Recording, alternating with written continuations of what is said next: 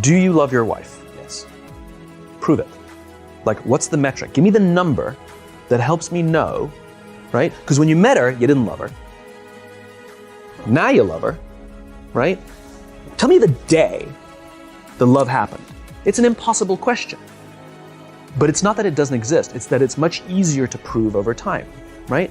Leadership is the same thing. It's about transitions. So if you were to go to the gym, it's like exercise, right? If you go to the gym and you work out and you come back and you look in the mirror, you will see nothing. And if you go to the gym the next day and you come back and you look in the mirror, you will see nothing, right?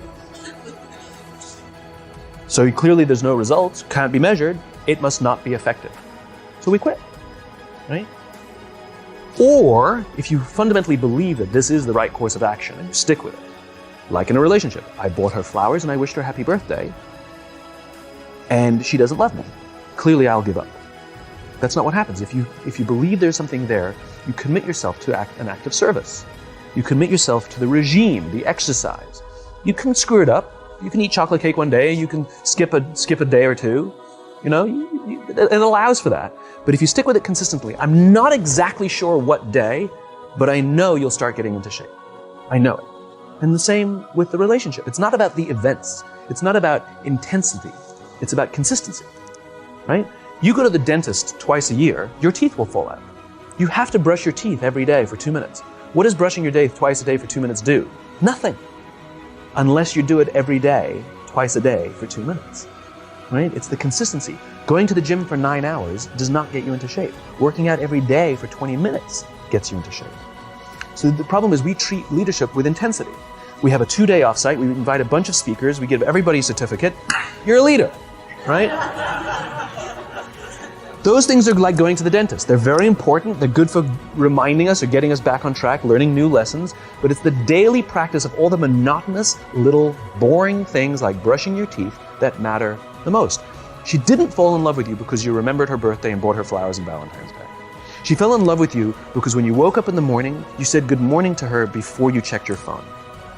She fell in love with you because when you went to the fridge to get yourself a drink, you got her one without even asking. She fell in love with you because when you had an amazing day at work and she came home and she had a terrible day at work, you didn't say, yeah, but let me tell you about my day. You sat and listened to her awful day and you didn't say a thing about your amazing day. This is why she fell in love with you. I can't tell you exactly what day, and it was no particular thing you did.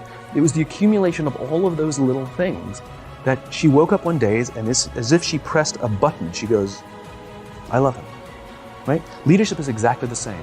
There's no event.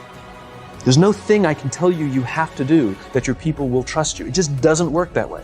It's an accumulation of lots and lots of little things that anyone by themselves is innocuous and useless. Literally, pointless by themselves. People will look at little things that are good leadership practices and say, that won't work. And you're absolutely right. But if you do it consistently, and you do it in combination with lots of other little things, like saying good morning to someone, that looking them in the eye. My friend George, who's a 3-star general in the Marine Corps, he says his test for leadership, and I love this, he goes, his test for a good leader is if you ask somebody how their day is going, you actually care about the answer.